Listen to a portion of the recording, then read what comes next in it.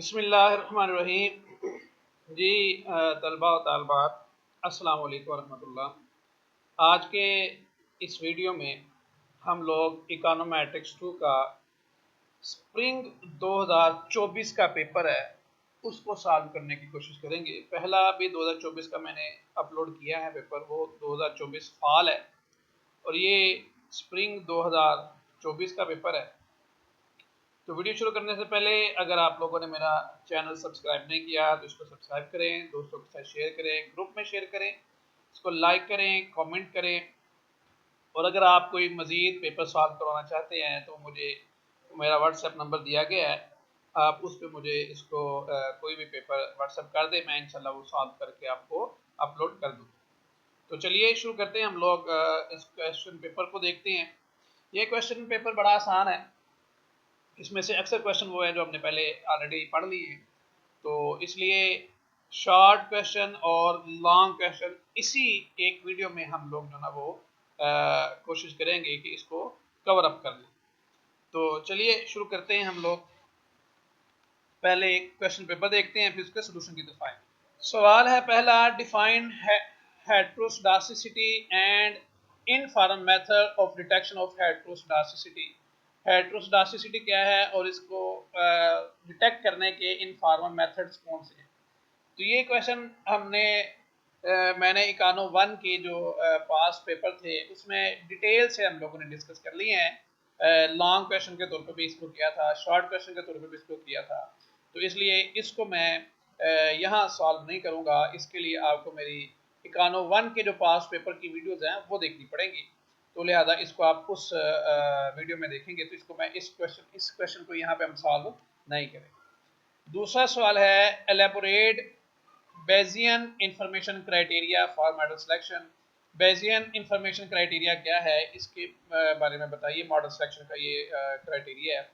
दूसरा सवाल है, how a non stationary series can be transformed into a stationary series. एक नॉन स्टेशनरी सीरीज को स्टेशनरी सीरीज में कैसे कन्वर्ट किया जा सकता है, ये डिस्कस करेंगे हम इस मेथड में। Discuss the concept of generalized least square। Concept of generalise least square क्या है, इसको कैसे सॉल्व करना है ये देखेंगे हम। उसके बाद ये explain error correction mechanism. Error correction mechanism क्या है, इसको हम देखेंगे इस सवाल को। उसके बाद ये discuss the method of indirect least square. Indirect least square का मेथड जो है ना वो डिस्कस करें। तो ये वाला क्वेश्चन भी हम लोगों ने ऑलरेडी पढ़ लिया हुआ है। 2SLS मेथड और इनडायरेक्ट लीस्ट स्क्वायर मेथड ये हमने ऑलरेडी पढ़ लिया, लिहाजा हम इस क्वेश्चन को भी इग्नोर करेंगे। तो अब इस वीडियो में हम सिर्फ इन 4 क्वेश्चन को, question number 2, question number 3, question number 4 और क्वेश्चन नंबर 5, इसको ही डिस्कस करेंगे। तो चलिए शुरू करते हैं, बारी बारी इन सवालों को का जवाब हम ढूंढते हैं। तो पहला क्वेश्चन है, Bayesian information criteria for model selection. तो Bayesian information criteria for model selection ये बड़ा आसान है।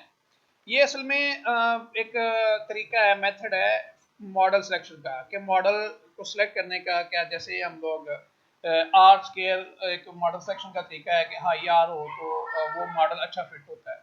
इसी के से अकाइक इंफॉर्मेशन क्राइटेरिया जो हमने पढ़ा है कि उसका स्कोर लो हो तो ये बेसिकली मॉडल की गलत सिलेक्शन, ओवरफिटिंग को कवर अप करने के लिए ये मॉडल देखा जाता है। ओवरफिटिंग ये होती है कि बाद का जो रिसर्चर ज़्यादा सियाने होते हैं, जिसको हम डेढ़ शाने कहते हैं, जो डेढ़ शाने रिसर्चर्स होते हैं ना, वो क्या करते हैं, वो मॉडल में वेरिएबल ऐड करना शुरू हो जाते हैं। मॉडल में वेरिएबल ऐड करते जाते हैं। वेरिएबल ऐड करने से इस आर्ट्स के हाई हो जाता है। जब आर्ट्स के हाई हो जाता है तो मॉडल अच्छा फिट होता है। इसके लिए फिर एडजस्टेड आर्ट्स के स्टैटिस्टिशियन ने मुतारफ करवाया। इसी के से 2-3 और मेथड भी मुतारफ करवाया, जिसमें एक बेसियन इंफॉर्मेशन क्राइटेरिया। तो Bayesian information criteria basically model selection के लिए कि कौन सा मॉडल अच्छा फिट है, कौन सा अच्छा फिट नहीं है, उसके लिए यूज होता है। उसका एक फार्मूला है, वो फार्मूला क्या है और उसका तरीकाकार क्या है वो हम इस वीडियो में देखते हैं। तो चलिए इसको शुरू करते हैं। कहता the Bayesian information criterion is a widely used statistical tool for selecting the best model among the set of competing model। ये 2-3 मॉडल्स लिए आपने, उनमें से आपने देखा कि बेस्ट मॉडल कौन सा है। It balances good fit, goodness of it with model simplicity, penalizing more complex model to prevent overfitting। complex model को ओवरफिटिंग से बचाने के लिए, यानी आप एक सिंगल वेरिएबल रखेंगे तो आपका मॉडल सिंपल है, आप जैसे जैसे वेरिएबल को बढ़ाते जाएंगे आपका मॉडल जो है ना वो कम्प्लेक्स होता जाएगा। तो जब कम्प्लेक्स होता जाएगा मॉडल, जब आप वेरिएबल जरूरत से ज्यादा ऐड करते जाएंगे अपने मॉडल में, तो मॉडल ओवरफिट होना शुरू हो जाएगा। उस ओवरफिटिंग से बचाने के लिए ये बेसियन क्राइटेरियन जो है वो यूज किया जाता है। डेफिनेशन ऑफ फार्मूला ये है जी, इसका formula log n multiply by k minus 2 log l। तो log n से मुराद नंबर ऑफ ऑब्जर्वेशन के, इस में ऑब्जर्वेशंस कितनी थी, k नंबर ऑफ पैरामीटर के पैरामीटर कितने, माइनस 2 log l, l है मैक्सिमम लाइक्लीहुड की जो वैल्यू है वो है log l, l यहाँ पे मैक्सिमम लाइक्लीहुड की वैल्यू l है, बाकी ये नंबर ऑफ ऑब्जर्वेशन और ये नंबर ऑफ पैरामीटर। तो इसको आपको वैल्यूज दी होंगी, जारी बात है आपके पास ये भी आएगा, n भी होगा, नंबर ऑफ पैरामीटर्स भी होंगे और आप मैक्सिमम लाइक्लीहुड की वैल्यू भी निकाल लेंगे। तो जब आप इनको पुट करेंगे तो सारी बात है आपने कंपेयर करना है, आपके पास एक से ज्यादा मॉडल हैं कि आप कौन से मॉडल को बेस्ट फिट करार देते हैं, कि एक में आपके वेरिएबल 3 है, एक में 4 है, एक में 5 है, एक में 7 है, एक में 10 है। तो अब आपने ये देखना है कि कौन सा वेरिएबल, कौन सा मॉडल जो है ना वो बेस्ट फिट है। तो उसका तरीका ये होता है कि आप इसकी वैल्यू BIC की वैल्यू निकालें। जब BIC की वैल्यू, जिस मॉडल की BIC वैल्यू सबसे कम तरीन होगी वो मॉडल आपका बेस्ट फिट होगा। तो ये इसका फार्मूला या ये इसका तरीकाकार होता है। Where n for observation, k for number of parameters, log maximized value of likelihood function of the model। तो ये इसकी मॉडल की वैल्यू आपके पास गिवन होगी या आप उसको निकालेंगे। Interpretation lower BIC better model, तो मैंने अभी आपको बताया कि जो सबसे कम वैल्यू वाला BIC होगा उसकी वैल्यू भी सबसे अच्छी होगी, वो ही आपने मॉडल, यानी आपके पास 3 मॉडल हैं, 3 मॉडलों में से आपने तीनों को चेक किया कि किस पे सबसे कम BIC की वैल्यू आ रही है, तो जिस पे सबसे कम वैल्यू आएगी वो आपका बेस्ट मॉडल होगा, आप उसी को यूज करेंगे। The BIC rewards model with a higher likelihood, better fit, but penalizes those with more parameter complexity। Maximum जिसकी लाइक्लीहुड की वैल्यू ज्यादा से ज्यादा होगी वो बेनिफिट होगा, लेकिन जितने ज्यादा पैरामीटर आप ऐड करते जाएंगे उसको पेनलाइज भी करता है, उसका पैनल बनाता है, उसकी जो ना वो क्या कहता है, उसको कम्प्लेक्सिटी को मिनिमाइज भी करने की कोशिश करता है। Help choose between model like AR1, AR2, Arma और वार, ये इस चीज में भी हेल्प करता है कि आपने इसमें मॉडल कौन सा लगाना, ऑटोग्रेसिव 1 लगाएंगे, ऑटोग्रेसिव 2 लगाएंगे, या ऑटोग्रेसिव मूविंग एवरेज लगाएंगे, या वेक्टर ऑटोग्रेसिव, कौन सा मॉडल आप फिट करेंगे, ये भी आपको हेल्प करेगा BIC की कौन सा मॉडल आपने इसमें यूज करना है। वाई यूज BIC, हम क्यों यूज करते हैं, प्रिवेंट, ये प्रिवेंट करता है, बचाता है ओवरफिटिंग से। ओवरफिटिंग मैंने आपको बताया कि अगर आप ज्यादा, बहुत ज्यादा 2, 4, 10, 15 वेरिएबल ऐड कर लेंगे तो आपका मॉडल ओवरफिट होना शुरू हो जाएगा, तो वो फिर मॉडल बेस्ट नहीं रहता। तो उस ओवरफिटिंग से बचाने के लिए, यानी अननेसेसरी वेरिएबल को ऐड करने से बचाने के लिए आपका BIC जो ना वो यूज होता है। Useful in time series, regression, panel data and machine learning में ये यूज किया जाता है। एग्जाम्पल, जैसे अभी हम एग्जाम्पल लेते हैं, 2 मॉडल हमारे पास, मॉडल ए उसमें 4 पैरामीटर्स हैं, 4 पैरामीटर, और लॉग लाइक्लीहुड जो है ना वो आया -2 और n आया 100। और जो हमारे पास मॉडल बी है उसमें 6 पैरामीटर, तो उसका लाइक्लीहुड आया -180 और n आया आपके पास 100। अब इसको वैल्यूज में पुट करें, ये लॉग लाइक्लीहुड का लॉग लेके -2 आया था और ये लाइक्लीहुड का लॉग लेके -180 आया था, तो ये जरा ध्यान में रखना आपने। तो ये log 100 मल्टीप्लाई बाय 4 -2 इंटू -200, इसको सॉल्व किया तो आपके पास आ गया 418.42, और इसको सॉल्व किया तो आ गया 387। ये एग्जांपल है, ये आप कोई भी अपनी मर्जी की वैल्यू लेके इसको सॉल्व कर सकते हैं, तो जरूरी नहीं कि यही वैल्यू लेनी है, आप इसको चेंज भी कर सकते हैं। तो इनमें जो आया इसकी वैल्यू सबसे कम है, तो अब इसकी वैल्यू क्योंकि इन दोनों में से कम है लिहाजा बेस्ट मॉडल है आपके पास बी, यानी आप 6 पैरामीटर लेंगे तो आपका मॉडल बेस्ट फिट आएगा। Choose model be with lower BIC, इसका BIC लोअर है। अब है जी आगे, नॉन स्टेशनरी सीरीज को स्टेशनरी सीरीज कैसे बनाया जा सकता है?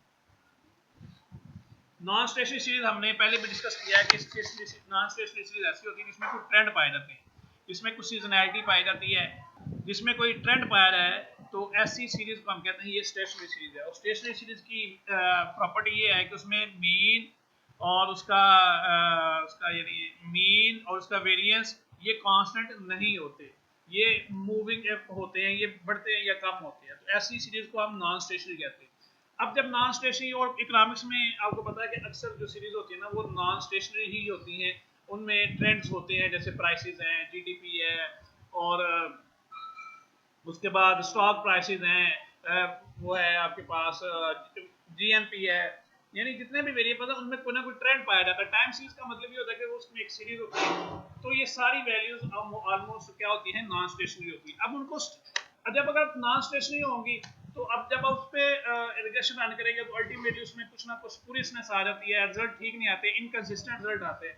तो उसके लिए जरूरी होता है कि आप अपने नॉन स्टेशनरी डाटा को, नॉन स्टेशनरी वैल्यूज को स्टेशनरी बनाएं। अब स्टेशनरी बनाने के दो तीन जो ना वो तरीके होते हैं, तो आज हम वो पढ़ेंगे कि कौन कौन से तरीकों से हम उनको स्टेशनरी बना सकते हैं। A non-stationary time series is one whose statistical properties, mean, variance, and autocorrelation changes over time. Most time series data in economics like GDP या inflation exchange rate are non-stationary in their raw form. अपनी raw form भी वो non-stationary ही होती है, तो उनको हमें stationary करना होगा। Why stationarity matters? Stationarity क्यों मैटर करती है? कहता है most econometric model like ARIMA, VAR, OLS require stationarity data for valid inference. तो जितने भी स्टैटिस्टिकल मॉडल हैं उनके लिए जरूरी है कि वो स्टेशनरी डाटा को यूज करेंगे, फिर वो बेटर रिजल्ट आपको, उनकी इन्फ्रेंस, उनके जो प्रेडिक्शन है वो फिर फोरकास्टिंग जो है ना वो आप कर सकते हैं अगर वो डाटा स्टेशनरी होगा। डाटा स्टेशनरी नहीं होगा तो आपके जितने रिजल्ट्स होंगे वो स्पूरियस होंगे, वो ठीक नहीं होंगे, वो इनकंसिस्टेंट होंगे। इसलिए जरूरी है कि स्टेशनरी डाटा लाजमी हो। Using non-stationary data can lead to spurious regression result, high R square but meaningless.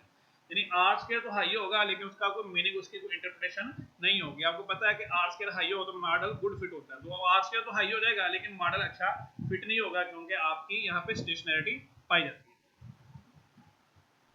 अब the methods to transform a non stationary series into stationary. पहला मेथड जी डिफरेंसिंग। आप डिफरेंस ले लो, आप एक नई वैल्यू बनाएंगे, नया ट्रेंड बनाएंगे, नई सीरीज बनाएंगे। उसका तरीका ये है, आप हर अगली वैल्यू को लेंगे और उसमें से पिछली वैल्यू को माइनस करते जाएंगे, सेकंड माइनस फर्स्ट करते जाएंगे, यानी सेकंड वैल्यू माइनस फर्स्ट, फिर सेकंड वैल्यू माइनस फर्स्ट, फिर सेकंड वैल्यू, यानी आप हर पिछली वैल्यू को अगली वैल्यू में से माइनस करते जाएंगे। तो ये डिफरेंसिंग हम इसको कहते हैं कि डिफरेंसिंग आदि शुरू हो जाएगी।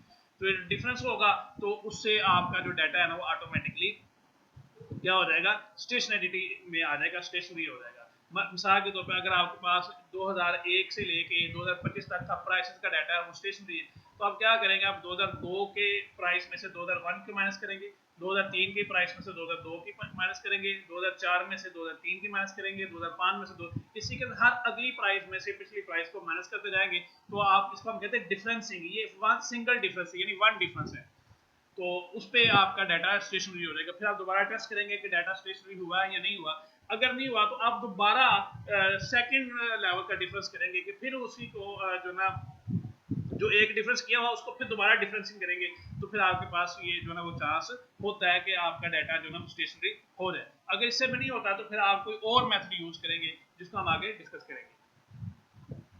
Subtract the previous value from the current value, current value में से पिछली वैल्यू को माइनस करते जाए, इसको हम क्या कहते हैं, डिफरेंसिंग कहते हैं। जैसे delta yt is equal delta yt minus yt minus 1, इसका मतलब क्या है, ये करंट वैल्यू है 2002 की और ये 2001, ये पिछली वैल्यू, ये पहली करंट वैल्यू, यानी हर अगली वैल्यू में से पिछली वैल्यू माइनस करते जाएंगे तो ये आपके पास जो डेल्टा yt है ये एक नई सीरीज आनी शुरू हो जाएगी, इसको हम कहते हैं differencing. If one difference is enough, अगर पहला डिफरेंस इनफ हो जाए तो उस पर डाटा स्टेशनरी हो जाए तो फिर तो बल्ले बल्ले है, तो आप आगे मूव करेंगे। अगर नहीं होता तो फिर बेटा आप दूसरा डिफरेंस लेंगे। If two differences are needed it is called second order differencing, उसको हम सेकंड ऑर्डर डिफरेंसिंग कहते हैं। Example y is equal GDP, yt is equal GDP, यानी y हमने जीडीपी रखा है, इसको अगर हमने डिफरेंसिंग करनी है तो जीडीपी करंट ईयर की, ये जो t है ये करंट ईयर की जीडीपी है, और T minus one previous year की जीडीपी है, तो इनको माइनस करते जाएंगे तो एक नई सीरीज आपके पास डेल्टा वाई टी है डेल्टा जीडीपी की आती जाएगी, और वो डेल्टा जीडीपी की जो सीरीज है उसको हम कहेंगे कि ये डिफरेंसिंग पे है, और यहाँ पे वो स्टेशनरी बन जाएगी। दूसरा जी लॉग ट्रांसफॉर्मेशन। अब दूसरा तरीका क्या है, दूसरा तरीका है कि कुछ ना करें, सिंपल उसका लॉग ले। लॉग क्या करता है, लॉग बहुत बड़ी वैल्यू को छोटा कर देता है, जैसे 10 का लॉग है 1, 100 वैल्यू है, 100 का लॉग है 2, 1000 का लॉग है 3, 10,000 का लॉग है 4, 1 लाख का लॉग है, यानी वो 1 लाख की जो वैल्यू है या 1000 की जो वैल्यू है, जो 10 लाख की जो वैल्यू, उसको छोटा करना शुरू हो जाएगा। आप देख लें जितना बड़ा नंबर होगा वो जब लॉग लेंगे तो वो छोटा पॉइंट में आ जाता है या 1 पॉइंट कुछ में आ जाता है, तो लॉग वैल्यू को छोटा करना शुरू कर देता है। जब लॉग वैल्यू को छोटा करता है तो उसमें जो ट्रेंड होते हैं, जो उसमें सीजनैलिटी होती है, वो खत्म होनी शुरू हो जाती है। तो आप लॉग ले लें, लॉग लेने से आपका जो डाटा ना वो स्टेशनरी बन जाएगा। हेल्प स्टेबलाइज वेरिएंस, वेरिएंस को स्टेबलाइज कर देता है। Y T is equal log Y T, यानी जो वाई प्राइम है, जो टी के ऊपर जो नंबर है ये वाई प्राइम टी है, यानी इसका मतलब कि इसका लॉग लिया गया है। आप ओरिजिनल वैल्यू का लॉग ले लें, उससे आपको वाई प्राइम आ जाएगा, तो ये आपके पास क्या बन जाएगा, ये आपके पास लॉग ट्रांसफॉर्मेशन हो जाएगी।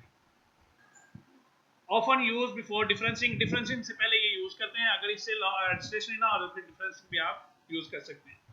Useful for stock price exchange rate, इनके लिए जरूरी होता है क्योंकि इनकी वैल्यूज बड़ी होती हैं एक्सचेंज रेट की, और स्टॉक प्राइसेस की वैल्यू ज्यादा होती है, तो इसके लिए इसको छोटी वैल्यू करने के लिए इसका लॉग ले लिया जाता है। डी ट्रेंडिंग, डी ट्रेंड करना है कि इसमें से जो सीजनैलिटी आ रही होती है उसको आप डी ट्रेंड करते हैं, कहते हैं remove the deterministic trend by regression, regression के जरिए आप इसका जो ट्रेंड है ना वो रिमूव करें। अब उसका तरीका ये होता है, आप उसको टाइम पे रिग्रेस कर ले, यानी उस जो डाटा है जो आपके पास जीडीपी का डाटा है, आप उस जीडीपी के डाटा को टाइम पे रिग्रेस कर ले, यानी आप क्या करेंगे, आप उसमें से जो इंडिपेंडेंट वेरिएबल है ना, इंडिपेंडेंट वेरिएबल वो टाइम रख ले, तो डिपेंडेंट वेरिएबल जीडीपी हो जाएगी। अब डिपेंडेंट वेरिएबल जीडीपी और डिपेंडेंट वेरिएबल टाइम, उस पर आपने इसको रिग्रेस कर लिया। अब उसका जो एरर होगा ना, वो एरर टर्म आपकी नई सीरीज बन जाएगी, उसको हम कहते हैं डी ट्रेंडिंग, यानी टाइम का जो उसमें आंसर था एलिमेंट, तो हमने निकाल लिया। जब टाइम का एलिमेंट निकाल लिया तो जो बाकी जो एरर रह जाएगा वो आपका स्टेशनरी जो ना वो डाटा बनेगा। फिर सुन ले करना क्या है कि आपके पास जो डाटा है, जो जीडीपी फर्स्ट किया हमने, जीडीपी का डाटा है, उस जीडीपी के डाटा को आपने रिग्रेस करना है टाइम पे, यानी इंडिपेंडेंट वेरिएबल आपने टाइम ले लिया। जब आपने रिग्रेस कर लिया, रिग्रेस करने के बाद फिर आपने उसमें से एरर टर्म निकालनी है। जब एरर टर्म निकलेगी तो वो आपका नया जीडीपी का डाटा होगा जो आपका डी ट्रेंड होके आ चुका होगा। जैसे देखिए हमने कहा जी Y T is equal alpha plus beta T. अब हमने यहाँ पे क्या लिया, हमने टी को एज ए इंडिपेंडेंट वेरिएबल ले लिया, बीटा टी, टी पे रिग्रेस कर दिया। जब आप टी पे रिग्रेस करेंगे फिर क्या करेंगे, use the residual which are stationary, फिर आप इसमें से रेजिडुअल निकालेंगे, एरर टर्म निकालेंगे, यानी Y T minus alpha minus beta T. तो ऐसी सूरत में जो रेजिडुअल होंगे वो नया डाटा जीडीपी का आ जाएगा और वो स्टेशनरी हो जाएगा। तो डी ट्रेंडिंग इस तरीके से आप उसको कर सकते हैं। Remove the deterministic trend by regression, Y T equal alpha plus beta T plus epsilon T, यहाँ से आप इसको रिग्रेस करेंगे तो अल्फा बीटा की वैल्यू आएगी, उसको आप ये ओरिजिनल वैल्यू के अगेंस्ट माइनस करेंगे तो आपके पास रेजिडुअल्स आ जाएगा, तो रेजिडुअल जीडीपी ट्रेंड भी हो जाएगा। उसके बाद डी सीजनलाइजिंग, जो सीजनल इफेक्ट्स होते हैं उसको रिमूव करें। सीजनल इफेक्ट्स को रिमूव करने के लिए डमी वेरिएबल यूज होता है कि अगर आप सपोज यूज करते हैं कोई भी सीजन है गर्मियों का या सर्दियों का या बहार का या बारिश का सीजन, उसका ट्रेंड रिमूव करना चाहते हैं तो उसमें डमी वेरिएबल D1 D2 या D3 ले आए कि जब वो इफेक्ट आएगा तो आप उसको डमी वेरिएबल को जीरो कर देंगे तो ऑटोमेटिकली क्या हो जाएगा, वो डाटा को स्टेशनरी पे ले आएगा।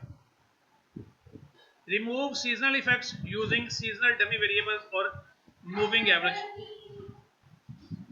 कॉमन इन मंथली और क्वार्टरली डाटा ये इसमें आ जाता होता है, इसको डी सीजनल कहते हैं। ट्रांसफॉर्मेशन आखिरी जो इसका मेथड है, इसको ग्रोथ रेट में ले जाए, जो डाटा है इसको ग्रोथ रेट में ले जाए। ग्रोथ रेट में लेके जाने का तरीका ये होता है, आप जिस तरह डिफरेंसिंग करते हैं सिंगल डिफरेंस पे इसको ले जाए, यानी current minus previous divided by original, यानी आप current data minus previous data divided by original current data multiply by 100, तो इससे क्या हो जाएगा, डाटा आपका ग्रोथ रेट में आ जाएगा, और ग्रोथ रेट में डाटा आने से आपका वो क्या बन जाएगा, दोबारा वो डाटा आपका सीजनल स्टेशनरी हो जाएगा। तो ये है तरीका इसका। कंप्यूट परसेंटेज चेंज, उसका तरीका ये है कि Y T minus Y T one minus one, ये वही डिफरेंसिंग जो हमने पढ़ी थी कि current value minus previous value divided by previous value जो ओरिजिनल वैल्यू जिस पे आपने चेंज कर रहे हैं तो उसको मल्टीप्लाई करेंगे 100 से, तो ये आपके पास क्या आ जाएगा, ग्रोथ रेट ट्रांसफर। तो ये 3-4 तरीके हैं। नंबर 1 डिफरेंसिंग है, नंबर 2 लॉग ट्रांसफॉर्मेशन है, नंबर 3 डी ट्रेंडिंग है, नंबर 4 सीजनलिटी को डी सीजनलाइज करना है, और नंबर 5 है ट्रांसफॉर्मेशन इनटू ग्रोथ रेट। तो ये 5 तरीकों से आपके ये जो है ना वो डाटा आपका नॉन स्टेशनरी से स्टेशनरी बन सकता है। अगला सवाल है जीएलएस मेथड क्या होता है। तो जीएलएस मेथड बेसिकली आपको पता है कि ओएलएस के दो असम्पशन है, हेट्रोस्कोसिटी और ऑटो कोरिलेशन ना हो। अगर हेट्रोस्कोसिटी और ऑटो कोरिलेशन आ जाए तो फिर ओएलएस रिजल्ट्स एस्टिमेट्स कंसिस्टेंट नहीं होते, वो अच्छे रिजल्ट्स ब्लू नहीं होते। अगर ये आ जाए तो एक तो तरीका है कि इनको दूर कर लें। अगर आप इनको दूर ना करें तो दूसरा तरीका है कि आप इसको जीएलएस मेथड से, जनरलाइज्ड लीस्ट स्क्वायर मेथड से इसको सॉल्व कर लें। तो generalised least square method basically वो मेथड है जिसमें आप क्या करते हैं कि आप अलो करते हैं ओएलएस की अजम्पशन की वायलेशन को कि हेट्रोस्कोसिटी भी आ जाएगी तब भी ये मेथड यूज हो जाएगा, और अगर ऑटो कोरिलेशन आ जाएगा तब भी ये मेथड जो ना वो यूज हो जाएगा।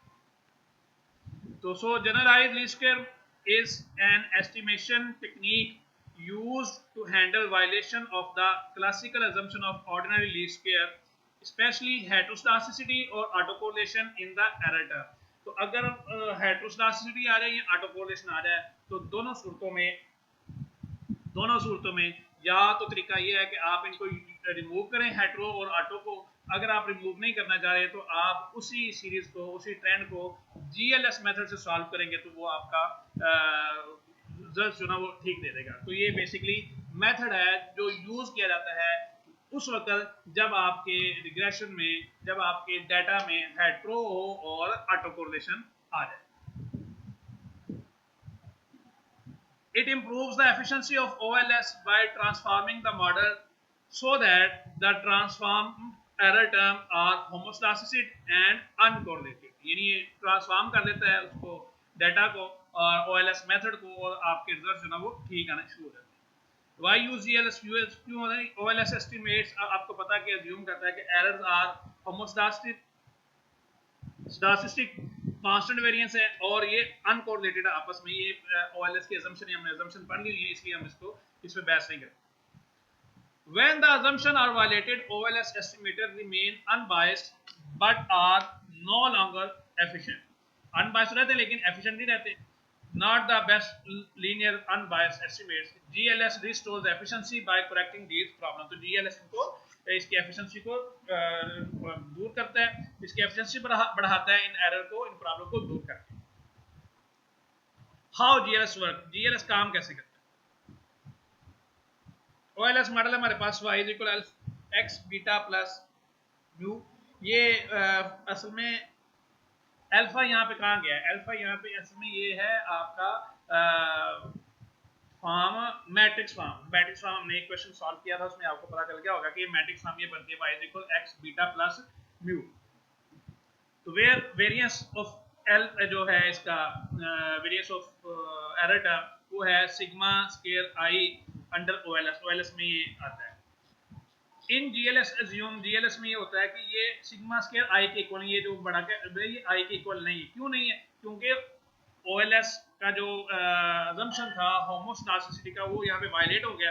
तो जब वायलेट हो गया तो यहाँ पे वेरियस ओमेगा जो ना वो वेरियस स्क्वायर i के इक्वल नहीं रहा, यानी ये इस कांस्टेंट आ गया ना इसका वेरियंस जो है, कांस्टेंट वेरियंस आया। ये i वो है डिटर्मिनेंट है, क्या उसको कहते हैं, आइडेंटिटी मैट्रिक्स है ये, 1 0 1 0 0 1 वाला मैट्रिक्स है ये। तो ये उसके इक्वल नहीं आता वेरिएंस। जीएलएस में अज्यूम करता है कि इसके इक्वल नहीं है, यानी कि इसका जो वेरिएंस है एरर टर्म का ये इक्वल नहीं, कांस्टेंट नहीं है।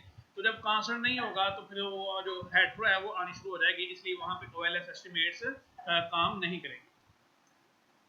Where omega is known as estimated covariance matrix of error term. Then transform the model by p multiplying both sides by p. तो दोनों को p से मल्टीप्लाई करें इस मॉडल को, y और x beta plus error term को, इन दोनों को हम p से मल्टीप्लाई करेंगे। अब p क्या है? p है ओमेगा की पावर -1/2। ओमेगा की पावर ये -1/2 का मतलब ओमेगा की पावर -1/2, ये आप इसको करेक्ट कर लीजिए अपनी कॉपी पे। P इज इक्वल ओमेगा की पावर -1/2। तो ट्रांसफॉर्म मॉडल ये बन जाएगा P Y is equal P X beta plus P. अब इन सबको पी से मल्टीप्लाई करते हैं, P Y P X beta plus P E. तो ये पी क्या है, ओमेगा की पावर -1/2।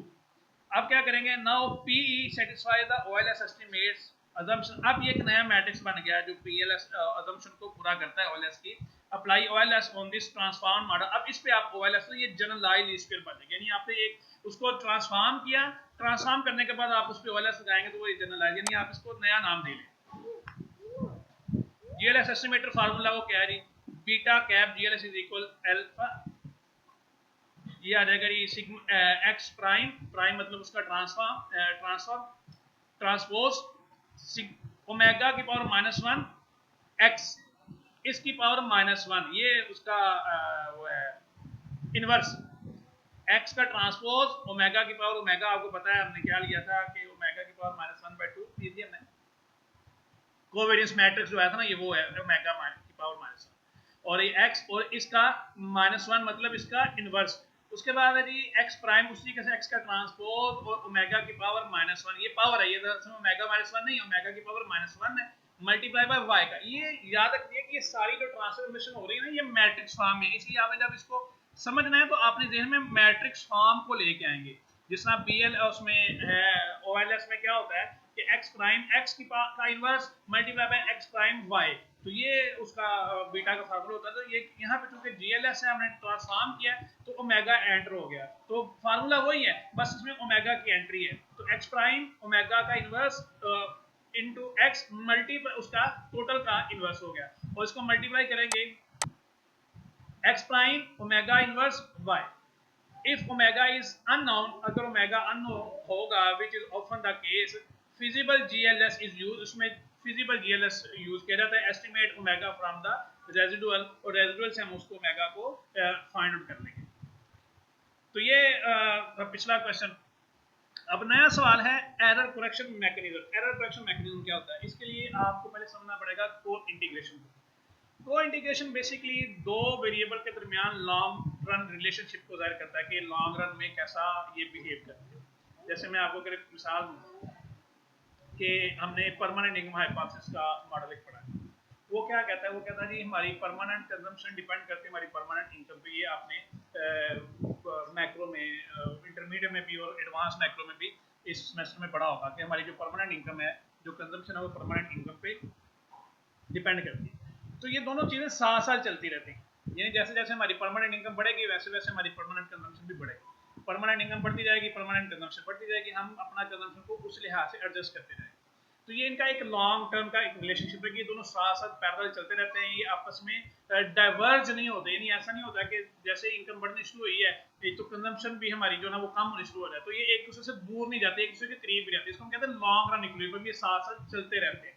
इसी के साथ प्राइसेस और जीडीपी, प्राइसेस बढ़ती जाएंगी, जीडीपी भी बढ़ती, नॉमिनल जीडीपी, तो जीडीपी भी बढ़ती जाएगी, तो नॉमिनल जीडीपी और प्राइसेस साथ साथ रहते हैं। ये नहीं होगा कि प्राइसेस एक साइड पे चल पड़े, जीडीपी एक साइड पे चल पड़े, तो ऐसा मुमकिन नहीं होता, जिसको हम कहते हैं को इंटीग्रेशन। अगर एक दो वेरिएबल में लॉन्ग रन रिलेशनशिप पाया जाए तो उसको हम कहते हैं कि ये क्या है, को इंटीग्रेशन।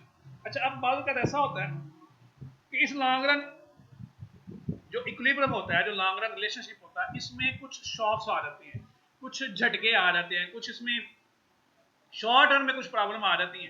तो शॉर्ट रन में प्रॉब्लम आहिस्ता आहिस्ता एडजस्ट हो जाती है, एक पीरियड में दूसरे पीरियड में। मैं इसकी एक आपको एग्जांपल देता हूँ कि हमने जैसे हमने कहा कि परमानेंट इनकम हमारी परमानेंट कंजम्पशन पे डिपेंड करती है, परमानेंट कंजम्पशन हमारी परमानेंट इनकम पे डिपेंड करती है। देखिए जैसे रिसेंट ईयर में कोरोना आ गया था, कोरोना आने से लोगों की इनकम एकदम कम हो गई।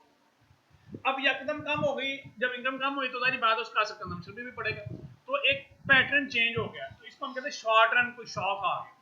अब सारी बात है वो पैटर्न जो चेंज हुआ वो 1 साल के लिए 2 साल के लिए था, लोगों की कंजम्पशन एडजस्ट होनी होते होते होते अब 5 साल उस चीज को गुजर गए हैं। जब 5 साल गुजर गए हैं तो वो पैटर्न फिर दोबारा अपनी असल सूरत पे आ गया, तो इसको कहते हैं एरर करेक्शन। क्या शॉर्ट रन में कोई फ्लक्चुएशन आ जाए, कोई झटका आ जाए, कोई शॉक्स आ जाए, कोई ऊपर नीचे डाटा हो जाए, तो वो कितने पीरियड्स के बाद, कितने टाइम के बाद अपने असल पाथ पे को इंटीग्रेट दोबारा हो जाएगा। तो ऐसी मेथड को ये देखने के लिए कि लॉन्ग रन रिलेशनशिप में शॉर्ट टर्म जो फ्लक्चुएशंस हैं वो कितना इफेक्ट करती हैं और कितनी देर बाद वो अपने ओरिजिनल पाथ पे, ओरिजिनल वैल्यू पे दोबारा आ जाएंगी। तो इसको हम क्या कहते हैं, ये क्या है, एरर करेक्शन मैटर। ये इसकी आप एग्जांपल ऐसे ले लें कि दो बंदे जा रहे हैं ना, दो दोस्त जा रहे हैं, एक दूसरे का हाथ पकड़े, तो रास्ते में कोई खड्डा आ जाए तो एक दोस्त हाथ छोड़ के वो खड्डे के ऊपर से गुजरता है, तो ऊपर से गुजर के दोबारा आके अपने उसी दोस्त के साथ मिल जाता है। तो वो खड्डे के ऊपर से गुजर के थोड़ी देर के लिए वो मूव करता है अपने असल ओरिजिनल जो पाथ से डेविएट करके मूव करता है, और कितनी देर बाद वो वापस अपने असल दोस्त को मिलेगा। तो ये डिपेंड करता है कि खड्डा कितना बड़ा है, खड्डा कितना लंबा है। तो ये इस तरीके से जो एरर करेक्शन है, जो शॉर्ट टर्म फ्लक्चुएशन है, वो खड्डा ही है जो आपको अपने ओरिजिनल वेरिएबल से दूर लेके जाता है, और वो ये चेक करता है कि वो कितनी देर बाद अपना दोबारा अपनी को इंटीग्रेशन करेगा, अपने लॉग रन वेरिएबल के साथ मूव करेगा। तो इसको एरर करेक्शन मैकेनिज्म हम लोग कहते हैं। तो देखते रहिए दोबारा, error correction mechanism is a powerful concept in the time series econometrics used to model the short run dynamics of variable. Short run की जो डायनामिक्स है, उसकी जो फ्लक्चुएशन है, उसको देखता है। while maintaining their long run equilibrium relationship, उनका लॉन्ग रन का रिलेशनशिप वही रहता है। ये सिर्फ जिस तरह मैंने बताया कि वो खड्डा आया, खड्डे से उसने अपना रास्ता बदला, रास्ता बदल के जब तक खड्डा रहा उसके साथ वो अपने दोस्त से दूर रहा, अपने असल वेरिएबल से दूर रहा, और जब वो खड्डा खत्म हो गया तो दोबारा अपने वेरिएबल के पास, अपने दोस्त के पास आ गया। तो ये असल में उनका लॉन्ग रन रिलेशनशिप स्टेबल रहा। ये नहीं हुआ कि वो खड्डा आया तो उसने रास्ता दूसरा बदल लिया, दूसरे रास्ते पे चला गया, एक दोस्त दूसरे रास्ते पे चला गया, तो ऐसा नहीं होता। तो लॉन्ग रन रिलेशनशिप इक्विलिब्रियम पे रहेगा। शॉर्ट टर्म में जो फ्लक्चुएशंस आएगी, सिर्फ उसमें ये देखना है कि कितनी देर बाद अपने ओरिजिनल पाथ पे या ओरिजिनल वैल्यू पे आता है। What is ECM? कहता था ECM explain how deviation from the long run equilibrium are corrected over time through short run adjustment.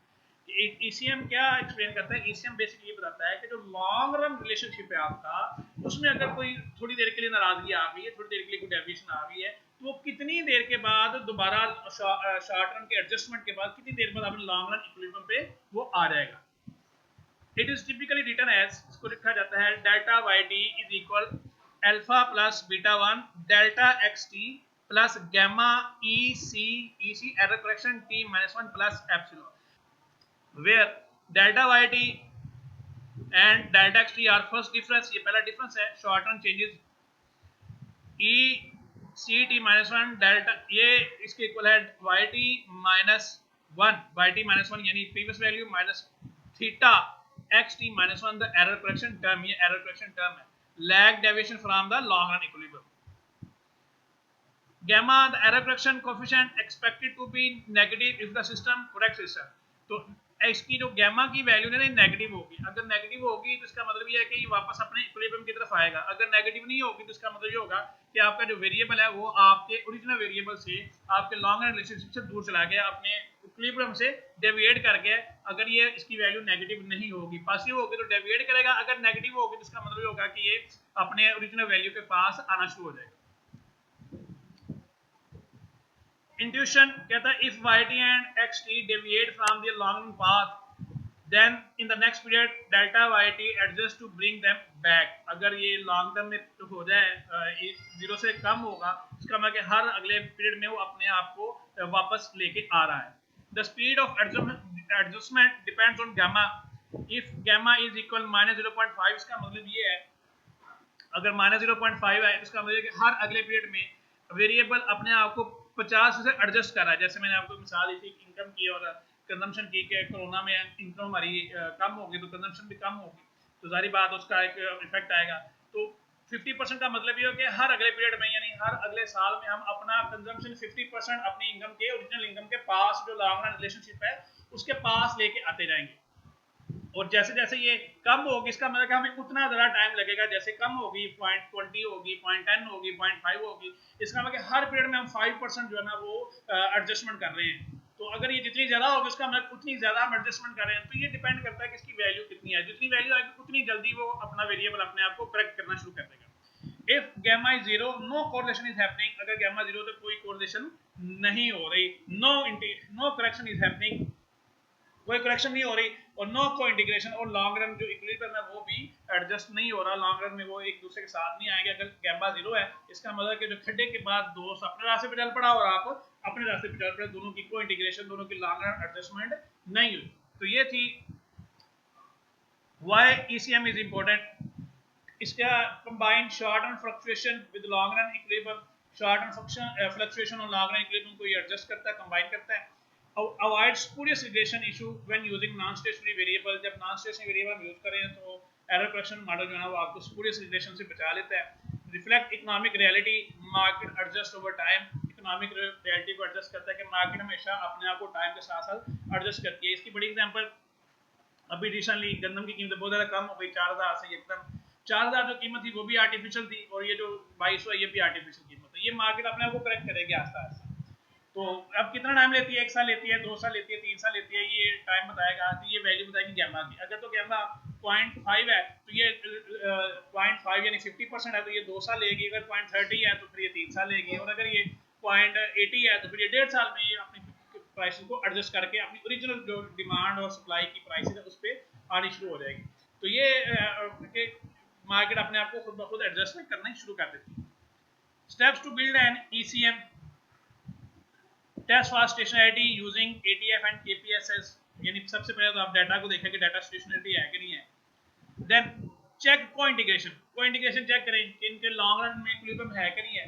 तो उसके लिए वेरिएबल यूज किया जाता है, टेस्ट यूज किया जाता है एंजल ग्राइंडर का या जोहानसन टेस्ट। ये दो टेस्ट यूज किए जाते हैं को इंटीग्रेशन को चेक करने के लिए। इफ को इंटीग्रेटेड, अगर तो को इंटीग्रेटेड हो, estimate the long run model, तो इसको लॉन्ग रन मॉडल जो है ना वो रन करे इस पे, ये लॉन्ग रन मॉडल हो जाएगा Y T is equal delta X T plus U T.